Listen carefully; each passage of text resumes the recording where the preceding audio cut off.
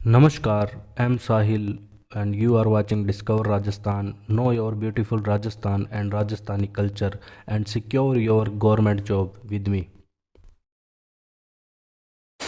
So welcome in Discover Rajasthan. आज हम मारवाड़ के राठौड़ का चैप्टर कंप्लीट करेंगे। ये 2-3 लेक्चर में कंप्लीट होगा। तो इसमें क्या है कि पहले हम मेवाड़ के जो गोहिल वंश है वो हमने कंप्लीट किया था। ठीक है, मेवाड़ का इतिहास पूरा पढ़ा था अच्छे से हमने और पूरा डिटेल में पढ़ा था। और मैंने वो भी बताया था कि क्या एग्ज़ाम में याद पूछा जाता है। मेन क्या है कि जो इतिहास का चैप्टर होता है, जब हम किसी भी वंशों के बारे में पढ़ते हैं तो सबसे ऐसे तो कितना भी डीप में जा सकते हैं, लेकिन वो एग्ज़ाम में आपके नहीं आएगा। आपके एग्ज़ाम में क्या आएगा कि प्रमुख जो राजा हैं, जो प्रतापी शासक हुए, उनके बारे में, प्लस उन्होंने जो निर्माण कार्य करवाया और उनके समय लड़े गए प्रमुख युद्ध। बस 3 ही चीज़ें इसके अंदर मेन फोकस होती है।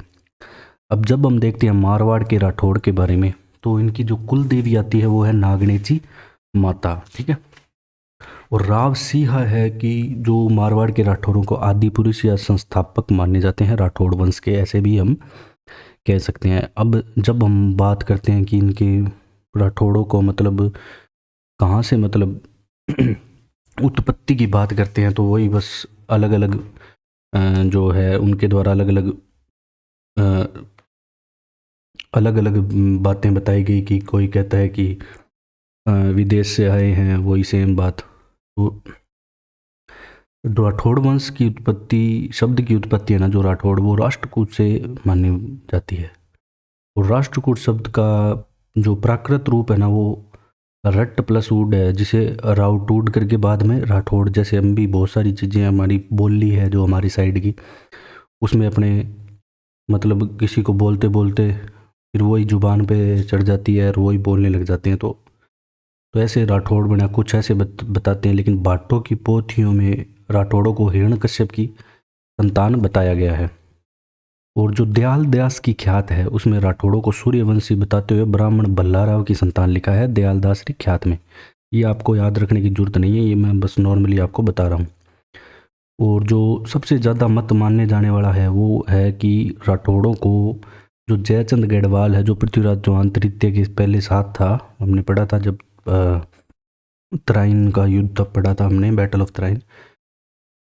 और फिर उसके नैण सिंह पृथ्वीराज रासो और जोधपुर राज्य की ख्यात में मारवाड़ के राठौड़ों को कन्नौज से आया बताया गया है। ठीक है, और कर्नल टोड ने भी ख्यातों के आधार पर राठौड़ों को जयचंद गढ़वाल का ही वंशज बताया गया है। अब क्या बात आती है कि 1194 में पहले तो मोहम्मद गोरी को साथ देता है जयचंद, 1191-92 में देता है, सॉरी 91 में तो उसके साथ होता है पृथ्वीराज चौहान तृतीय के। अब 1194 में चंदावर का युद्ध होता है मोहम्मद गोरी और जयचंद के मध्य। तो जब ये युद्ध होता है तो जयचंद मारा जाता है। फिर जयचंद का पुत्र होता है हरीशचंद्र, यह बैठ जाता है कन्नौज की गद्दी पर।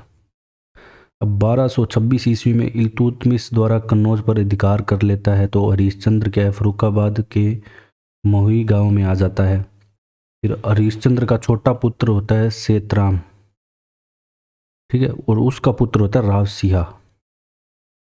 और सिंहा महुई नदी के काली नदी के तट पर एक दुर्ग बनवाया। जब फर्रुखाबाद में भी मुस्लिम अधिकार हो गया तो वो वहाँ से निकल गया। अब क्या है कि पुष्कर में अपने पड़ाव के दौरान, जब सिंहा पुष्कर के और अपने पड़ाव में था, तो भीनमाल के जो ब्राह्मण तीर्थार्थी थे उन्होंने मुस्लिम लुटेरों से मुक्ति दिलाने के लिए राव सिंहा को याचना की कि हमें इन मुस्लिम लुटेरों से मुक्ति दिलाई जाए। तो तत्पश्चात पालीवाल ब्राह्मणों की प्रार्थना पर उसने पाली को भील, मीणा व मेरों के आतंक से मुक्त कराया। और पाली के पास जो एक लेख मिला था 1273 ईस्वी में, मुस्लिम लुटेरों से भिड़ते हुए ही राव सिंह वीरगति को प्राप्त हो गए थे। तो राजधानी इनकी खेड़ा बालोतरा मानी जाती है उस टाइम की। एंड गायों की रक्षा करते हुए ये मेन बताते हैं कि वीरगति को प्राप्त हो गए थे। ठीक है, तो इसको राव सिंह को राठौड़ों का आदि पुरुष माना जाता है। तो ये 1240 ईस्वी का इनका टाइम है जब इन्होंने राठौड़ वंश की स्थापना की थी। तो ये एग्जाम में पूछा जाता है कि राठौड़ों का आदि पुरुष किसे कहा जाता है। राठौड़ों का आदि पुरुष।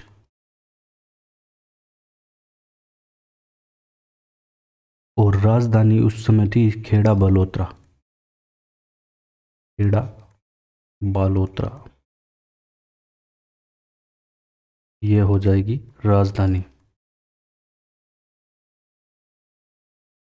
और 1273 में इनकी मृत्यु हो जाती है। पाली के मिट्ठू गांव। मेन जो बात है वो है इन्होंने पालीवाल ब्राह्मणों को मुस्लिम अत्याचारों से बचाया था।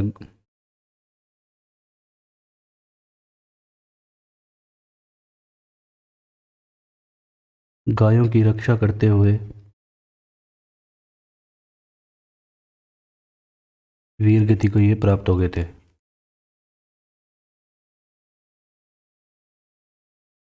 और इनकी स्मारक है पार्वती।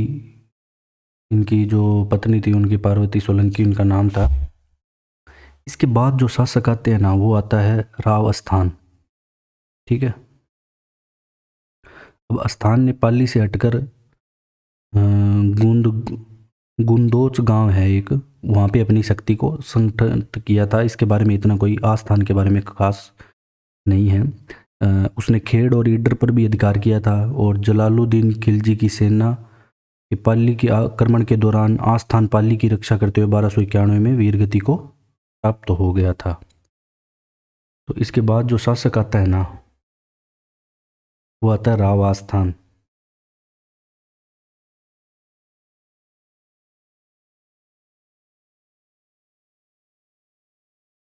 ठीक है।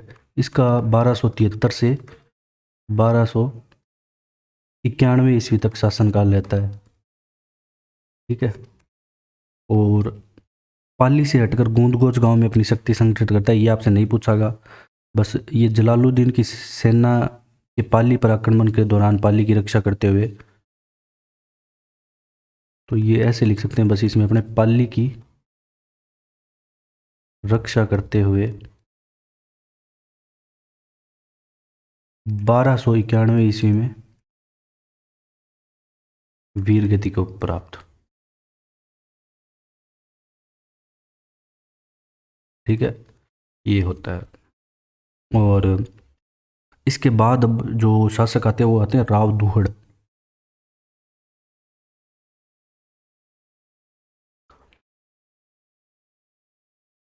राव दुहड़ 1291 से इनका शासनकाल होता है 1309 ईस्वी तक।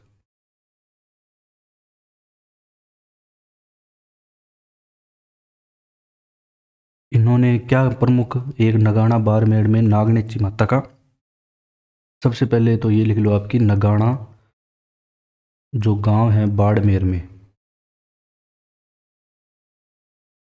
वहाँ नागनेची माता का मंदिर बनवाया।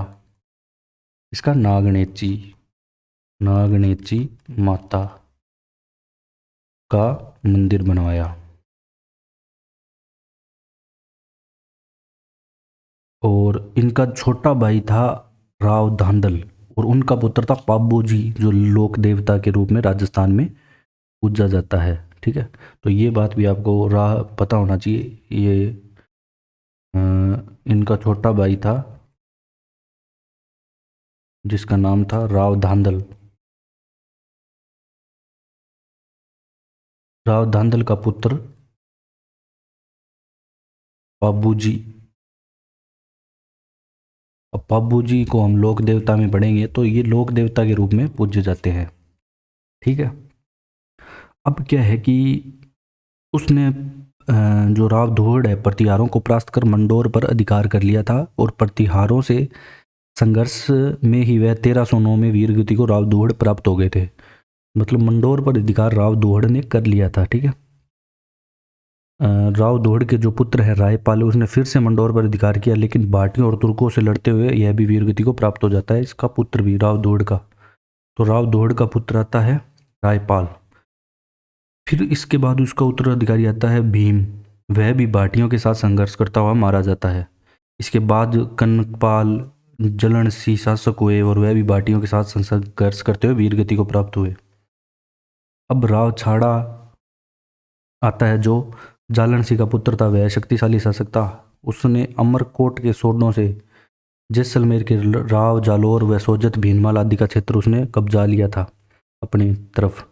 और 1344 ईस्वी में सोनगरा और देवड़ा चौहानों से लड़ता हुआ वह भी मृत्यु को प्राप्त हो जाता है। इसके बाद जो आता है ना वो आता है राव तीड़ा। इन्होंने सोनगरा चौहानों को परास्त कर उसे देवड़ा भाटियों और चौहान बालेचा के चौहानों और सोलंकियों को भी परास्त करके बाध्य किया। और यह भी वीरगति को प्राप्त हो जाता है तुर्की सेना से सिवाना की रक्षा करते हुए। अब जो मेन जो हम पढ़ेंगे ना वो उत्तराधिकारी आता है राव मल्लीनाथ। ठीक है, जो आपके एग्जाम में आएगा वही चीज़ अपने को पढ़नी है, एक्स्ट्रा कुछ नहीं पढ़ना। अब आता है राव मल्लीनाथ शासक।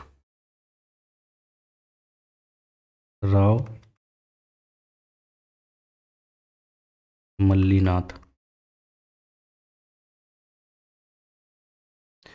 तो राव मल्लीनाथ का जो शासनकाल है ना वो माना जाएगा आपका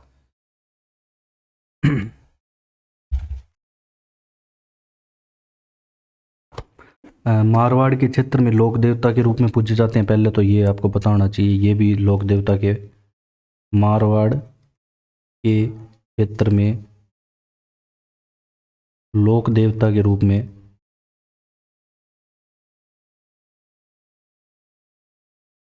में पूजे जाते हैं।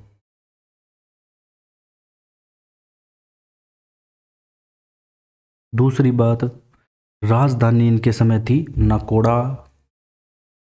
राजधानी कौन सी थी? नकोड़ा, बाड़मेर में।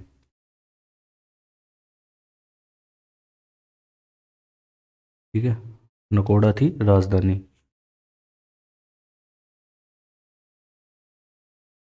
और इनकी याद में मल्लीनाथ जी पशु मेला भी लगता है। ठीक है, बाड़मेर में। और मारवाड़ को माला। अब इसके बाद जो प्रमुख शासक आते हैं ना जिन्होंने की राजधानी परमानेंट से जिन्होंने मंडोर स्थापित की। अब बात है राव चुंडा, जहाँ से हम प्रमुख रूप से पढ़ेंगे अच्छे से। जो प्रमुख शासक आते हैं राव चुंडा।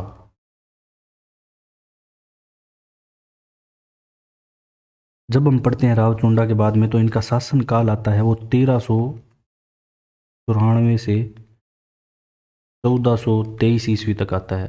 अब इसके बीच में है ना जो 1309 में पहले हमने पढ़ा था वो थोड़ी अस्त व्यस्त रही थी। वो शासक हुए और उन्होंने संघर्ष भी किया लेकिन वो उनसे पराजित होते गए। चुंडा का पालन पोषण उसके चाचा मल्लीनाथ ने किया था और उसे सालोड़ी गांव की जागीर भी दी थी। तो वो मल्लीनाथ चुंडा मल्लीनाथ जी के भतीजे हैं चुंडा, ये आपको पता होना चाहिए। और अपनी साहस और कूटनीति से मंडोर पर अधिकार किया और आसपास के क्षेत्रों पर भी अधिकार किया। तो सबसे पहले आप ये लिख लो कि राजधानी इनके समय थी मंडोर, जोधपुर। तो राव चुंडा के टाइम से है राजधानी मंडोर, जोधपुर। मंडोर जो कि है जोधपुर में। अब क्या बात आती है, इनकी रानी है किशोर कंवरी एक। ये इनके बारे में हमने पढ़ा भी था जब हम पढ़ रहे थे मेवाड़ का। किशोर कंवरी, ये बात हमने पढ़ी थी सेम कि इनके प्रभाव से छोटे पुत्र कान्हा को उत्तराधिकारी बनाया। तो इनके प्रभाव से छोटे पुत्र ये कान्हा को उत्तराधिकारी बना देते हैं।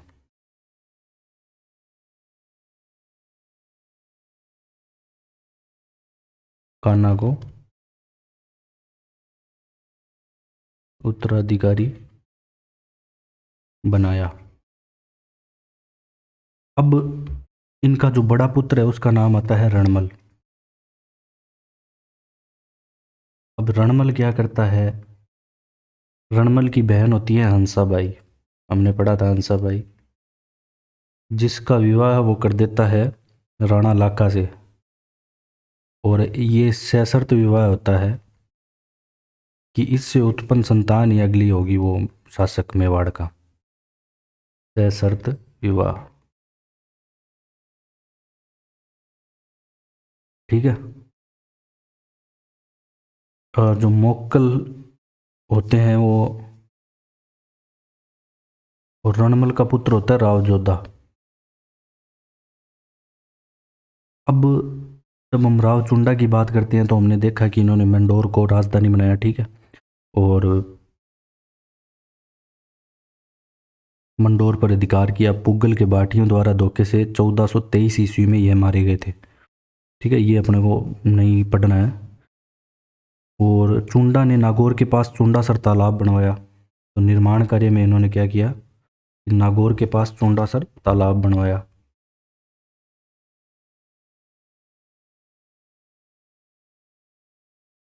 नागौर के पास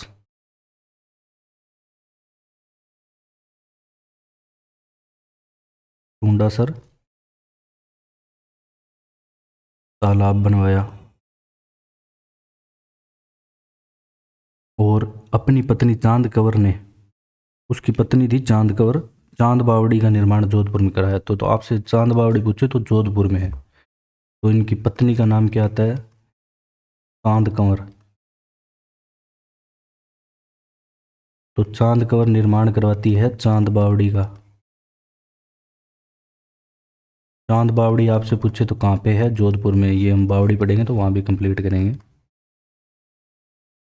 प्रमुख बावड़ियाँ हमने पढ़ी हुई थी वैसे। सबसे ज़्यादा बावड़ियाँ भी पढ़ी थी कहाँ पे हैं।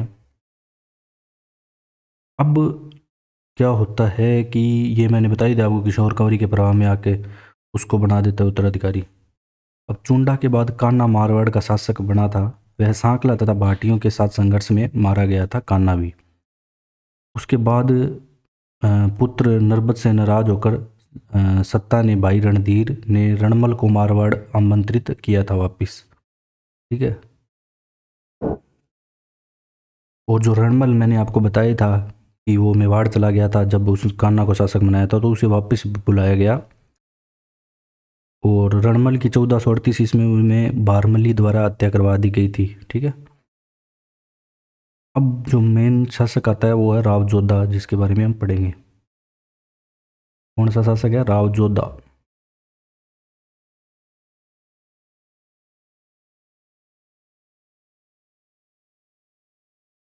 तो राव जोधा का शासनकाल आता है 1438 से 1489। बहुत ही बड़ा शासनकाल है।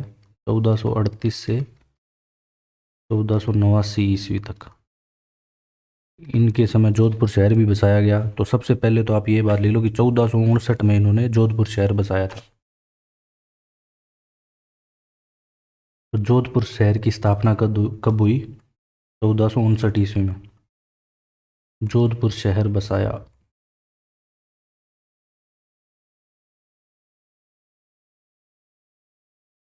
और करनी माता के आशीर्वाद से यह काम किया, करनी माता के आशीर्वाद से।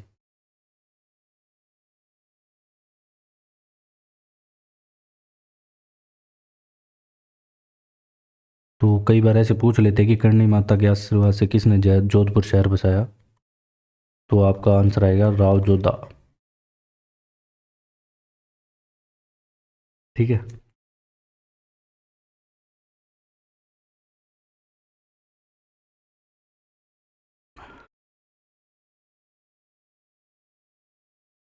अब दुर्ग भी इन्होंने बनवाया था, ठीक है। और जो करणी माता का और असली नाम है, मतलब करणी माता को जो नाम है ओरिजिनल, तो वो है सिद्धि बाई, रिद्धि बाई, रिद्धि बाई।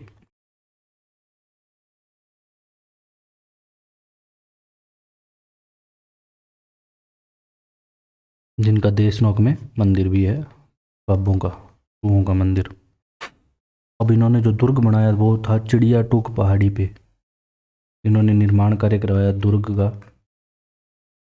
अब ये पूछा जाता है कि चिड़िया टूक पहाड़ी पे कौन सा दुर्ग है, मेहरानगढ़ है, चिड़िया। और ऐसे भी पूछ सकते हैं कि मेहरानगढ़ दुर्ग किस पहाड़ी पे है, चिड़िया टूक पहाड़ी पे। मेहरानगढ़ दुर्ग, 3 दुर्ग बनवाए थे उसमें। मेहरानगढ़ बहुत ही बड़ा है, मेहरानगढ़ दुर्ग।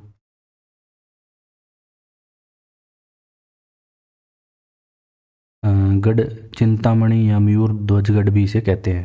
क्या कहते हैं? गढ़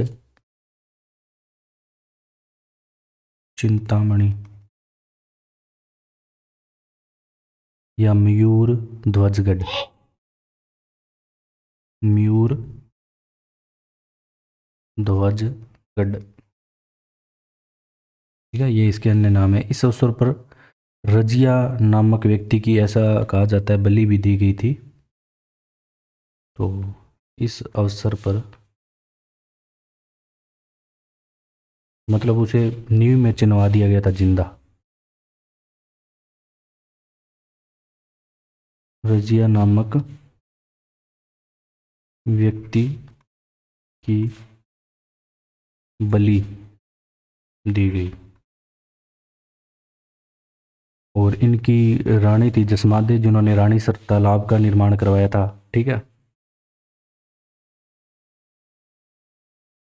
और इस किले के भीतर राव जोधा ने नागनेची माता का मंदिर का निर्माण कराया। तो ये भी आप लिख लो कि इस किले के भीतर जो बाड़मेर में निर्माण कराया था वो किसने करवाया था?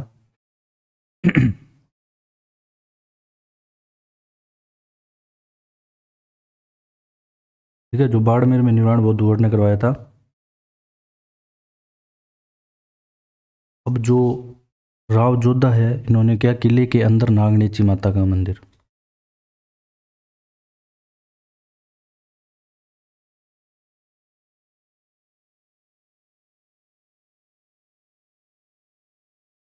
माता के मंदिर का निर्माण। और राव जोधा की पत्नी है, राव जोधा की रानी या पत्नी जो भी कह सकते हैं अपने, इनकी जो पत्नी है रानी, उनका नाम आता है जसमादे या जसमादे। ये रानी का नाम आपसे नहीं पूछा जाएगा, लेकिन इनके द्वारा जो एक तालाब का निर्माण करवाया गया था वो पूछा जा सकता है। या ऐसे पूछा जा सकता है कि रानीसर तालाब कहाँ पे है? तो रानीसर तालाब का निर्माण करवाया। किसका? रानीसर तालाब। रानीसर तालाब का निर्माण किसके द्वारा? इनकी पत्नी द्वारा करवाया गया था। और इनका पुत्र राव जोधा का आता है राव बीका। ठीक है, ये बसाता है बीकानेर शहर। तो इनका राव जोधा का ही पुत्र है राव बीका। और जो जिसके बारे में बीकानेर के राठौड़ पढ़ेंगे तो पढ़ेंगे, बीकानेर शहर बसाता है, बीकानेर शहर। ठीक है। और वैशाख शुक्ल तृतीया को ये बसाता है। ठीक है, आखा तीज के नाम से भी जाना जाता है, 1488 में। अब मेहरानगढ़ दुर्ग में चामुंडा माता व नागनेची माता के मंदिर, चामुंडा माता के मंदिर का निर्माण दुर्ग में, माता के मंदिर का निर्माण। तो ये प्रमुख निर्माण कार्य जो राव जोधा द्वारा करवाए गए थे। अब इनके बाद जो शासक आता है ना, वो आता है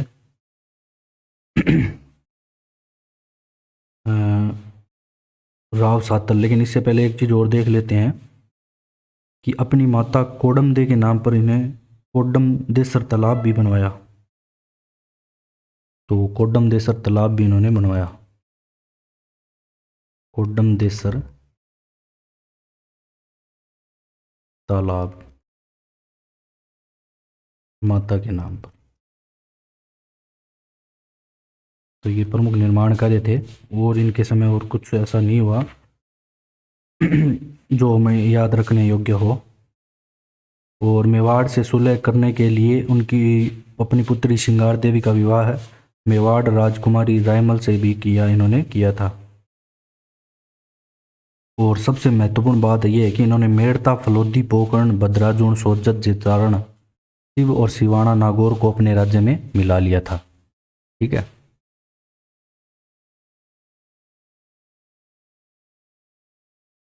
तो राव जोधा के बाद जो नेक्स्ट शासक आता है वो आता है राव सातल। ठीक है। तो ये है, तो इनके समय एक प्रमुख युद्ध होता है, वो हम पढ़ेंगे, राव सातल। तो राव सातल का शासनकाल माना जाता है 1489 से 1492 तक। तो इनके समय कोसाणा का युद्ध होता है 1492 में। ठीक है। कोसाणा का युद्ध,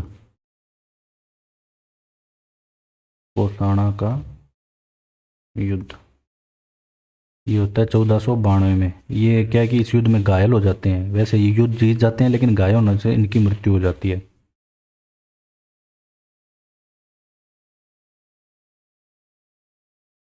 तो इधर तो है राव सातल,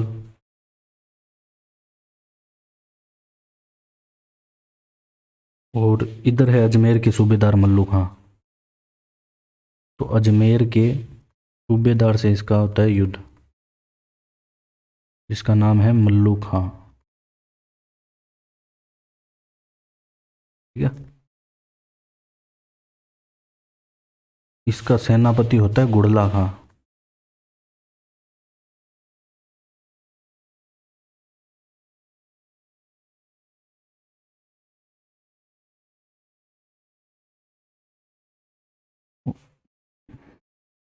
और इसके जो ये कोसाणा का युद्ध हुआ था, ये इसलिए हुआ था क्योंकि जब ये जो इसका सेनापति है गुड़ले खां, इसने क्या किया था कि मारवाड़ की महिलाओं को बंदी बना लिया था। तो इसलिए राव सातल ने इन्हें युद्ध में हराया व उन महिलाओं को छुड़ाया था। ठीक है। और इस युद्ध में जीत हुई थी वो राव सातल की हुई थी, और ये हार गया था गुड़ला खां। और लेकिन जो युद्ध में इनके घायल हो गए थे तो इस कारण इनकी मृत्यु हो गई थी। और इस अवसर पर जो मारवाड़ में अभी तक जोधपुर में गुड़ला उत्सव की शुरुआत हुई, तो मारवाड़ के प्रसिद्ध गुड़ला उत्सव की शुरुआत हुई। तो इस अवसर पर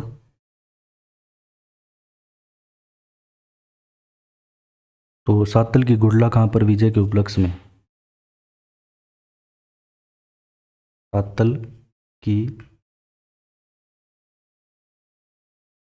गुड़ला खां पर विजय के उपलक्ष्य में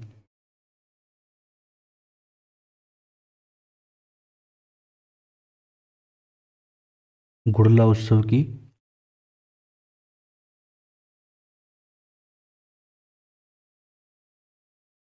गुड़ला उत्सव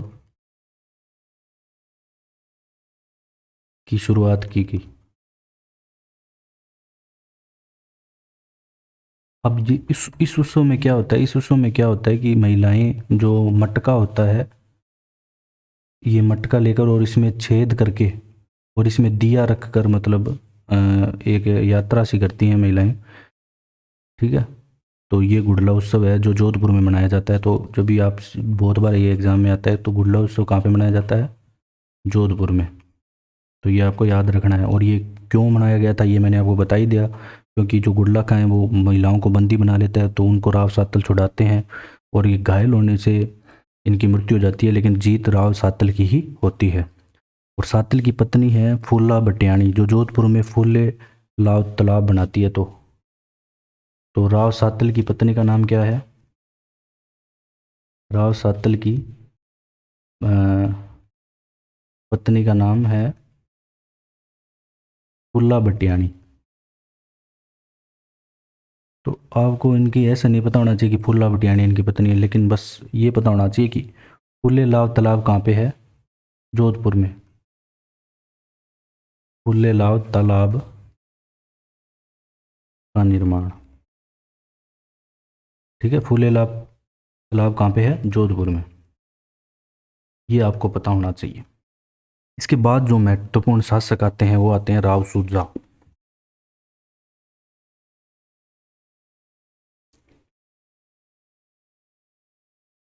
अब राव सूजा के वक्त क्या होता है कि राव बीका अ, आक्रमण कर देता है जोधपुर पर, चढ़ाई कर देता है। किस लिए करता है? ये इसलिए करता है क्योंकि जो कुछ राज चिन्ह हैं अपने पिता के, उनकी डिमांड करता है ये राव जोधा के, जो राज चिन्ह वगैरह है। ठीक है, तो राव सूजा, तो इस समय राव यहाँ पे है बीकानेर में, राव बीका।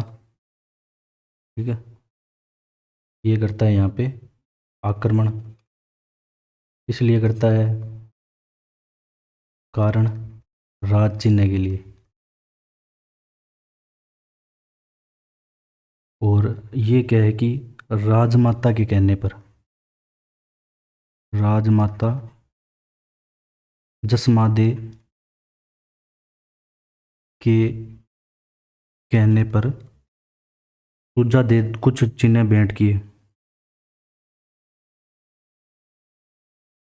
सूजा ने कुछ चिन्ह भेंट किए। और ये जो राव सूजा क्या होता है कि बाड़मेर, कोटा और जेतारण को जीतकर अपने राज्य में मिलाया। क्या किया?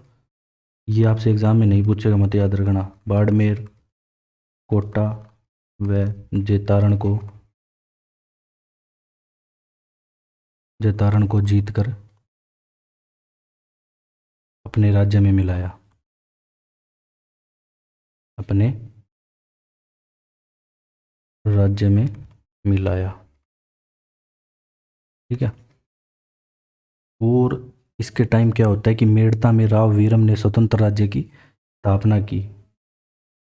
तो मेड़ता में स्वतंत्र राज्य की स्थापना कौन करता है? राव वीरम।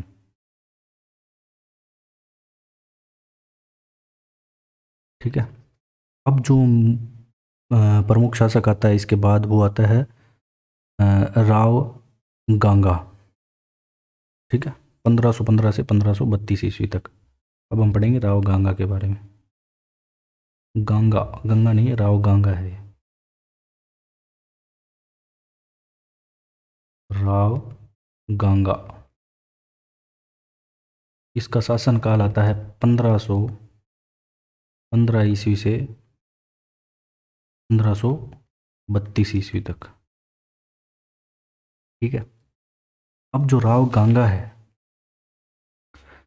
इसका पुत्र होता है मालदेव, ये होता है पितरंता शासक। ठीक है, और राव गांगा क्या महत्वपूर्ण भूमिका रही, इन्होंने खानवा के युद्ध में राणा सांगा का साथ दिया था पाती पेरवन की प्रथा में। पाती पेरवन की प्रथा में क्या होता है कि सब जो राजा थे वो इकट्ठे हो गए थे, एकत्रित होकर, और मुस्लिमों को खदेड़ना उनका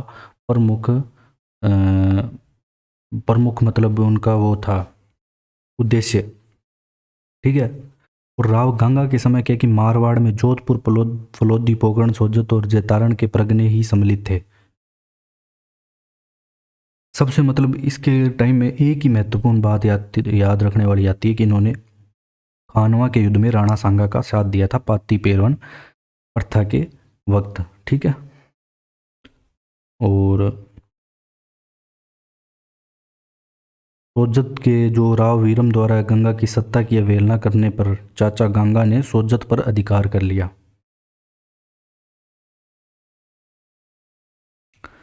तो अब सबसे जो मेन बात आती है ना, जो आपको एग्जाम में पूछी जाएगी, कुछ नहीं याद रखना आपको, सिर्फ इतना याद रखना है कि राव गंगा का पुत्र मालदेव होता है, जिसका नाम होता है मालदेव। ये एक तो ये बात आपको याद रखनी है, ये कर देता है अपने बाप की हत्या। तो ये हो गया पितरंता शासक।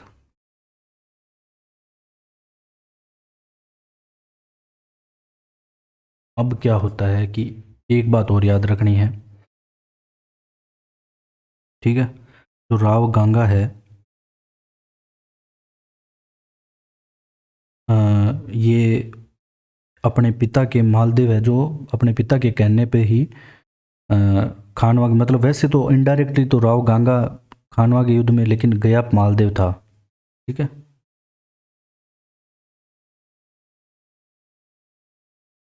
तो मालदेव भाग लेता है 1527 ईस्वी में खानवा के युद्ध में राणा सांगा का साथ। तो गंगा मालदेव को भेजता है। ठीक है। पाती पेरो इनकी प्रथा।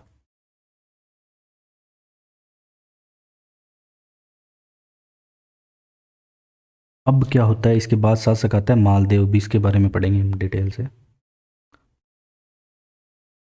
देखो जब भी हम ये पढ़ते हैं तो अच्छी बात है कि हमें डिटेल से सब चीज़ें पढ़नी चाहिए, लेकिन एग्ज़ाम की दृष्टि से हम देखें तो हमें एक्स्ट्रा जितना लिमिटेड होगा उतना ही पढ़ेंगे तो बढ़िया रहेगा।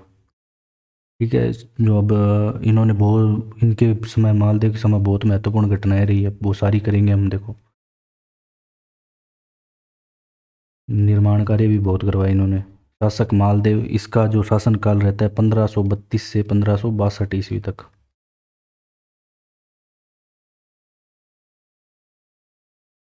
सबसे पहली बात इसे फारसी में मतलब एक है, फारसी शब्द में इसे हसमत वाला शासक कहते हैं, मतलब शक्तिशाली।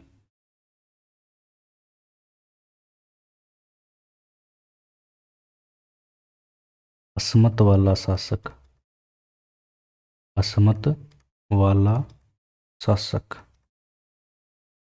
इसका मतलब क्या होता है? इसका मतलब होता है शक्तिशाली। ठीक है। और 52 युद्धों का विजेता कहा जाता है मालदेव को। तो ये बातें ना याद रखने वाली है, डायरेक्ट पूछी जाती है कि 52 युद्धों का विजेता किसे कहा जाता है। 52 युद्धों का विजेता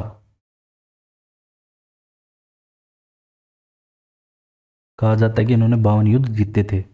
जोधपुर सोजत के 2 प्रगने और 58 टोटल 58 प्रगने इन्होंने जीते थे। अब अभी हमने देखा था कि इन्होंने अपने पिता के कहने पर राणा सांगा की ओर से भाग भी लिया। 1532 में बहादुर शाह के मेवाड़ के आक्रमण के दौरान मालदेव ने राणा विक्रमादित्य की सहायता की।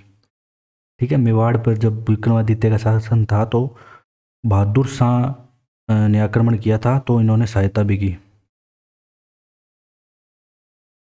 और राज्य विस्तार भी इन्होंने किया। नागौर, भद्राजून, मेड़ता, अजमेर, सिवाना, जालौर को अपने अंदर मिलाया।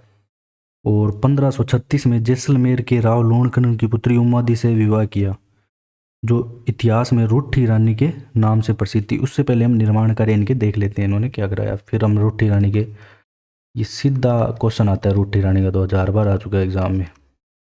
तो निर्माण कार्य देख लेते हैं पहले। निर्माण कार्य, मालकोट का किला नागौर में बनवाया। मालकोट का किला मेड़ता नागौर में।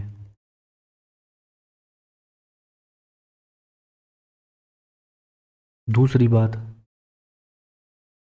सोज्जत का किला बनवाया पाली में।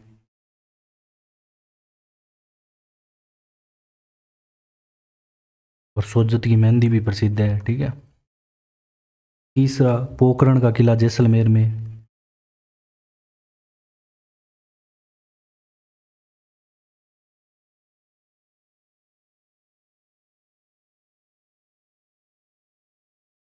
अजमेर का तारागढ़ व बीकानेर पर अधिकार। तो अजमेर का इसने बनाया, तारागढ़ किला बनवाया नहीं, मतलब इसका निर्माण करे तारागढ़ का। वह बीकानेर पर अधिकार भी किया इसने।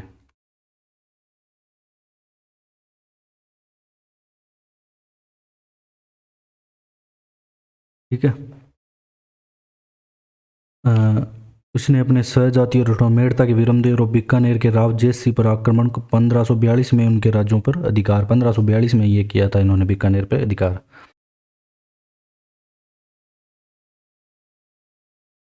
अब हम बात करते हैं जो रूठी रानी है उनके बारे में, क्या मतलब वो सीन था।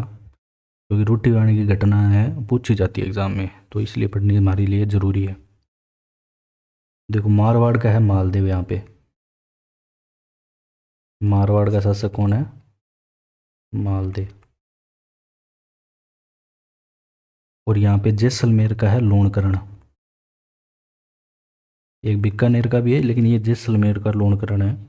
राव लोणकरण, आप इसे ऐसे लिख लो, राव लोणकरण। तो राव लोणकरण की पुत्री है उमादे, तो राव लोणकरण की पुत्री हो जाएगी उमादे। ठीक है, जो जानी जाती है रूठी रानी के नाम से। अब ये रूठी रानी क्यों कहते हैं इसे, ये भी हम बताएंगे।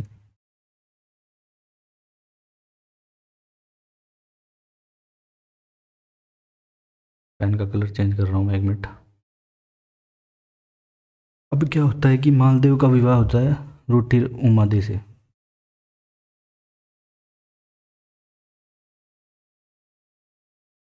अब क्या होता है कि मालदेव की अन्य रानियां भी होती है। ठीक है,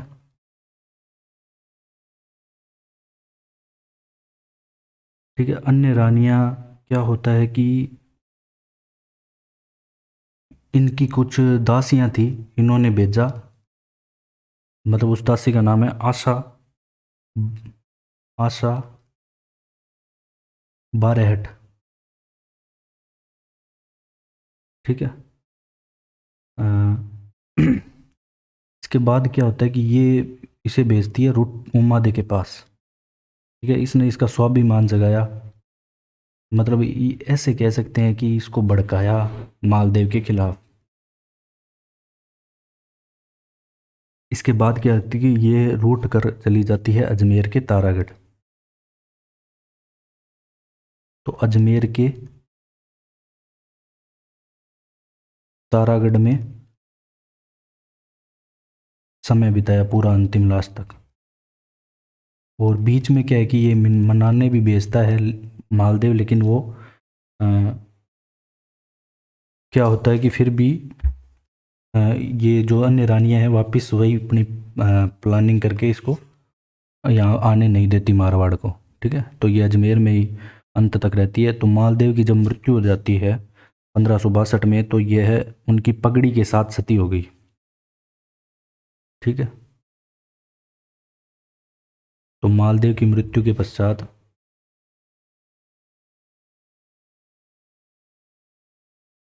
मालदेव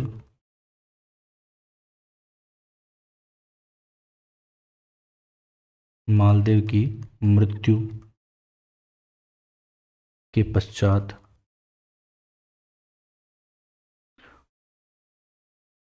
उनकी पगड़ी के साथ सती हो गई। ठीक है, सती होना बताया था मैंने आपको, मतलब उन्हें पति की मृत्यु हो जाती है तो रानी या तो उसी चिता में कूद के जान दे देती, या अन्य किसी तरीके से अपनी जान दे देती थी, खुद आत्महत्या कर लेती थी। और अंतिम समय इन्होंने केलवा नामक स्थान पर बिताया। ठीक है, अब इनके समय जो प्रमुख युद्ध होते हैं मालदेव के समय, वो हम देख लेते हैं।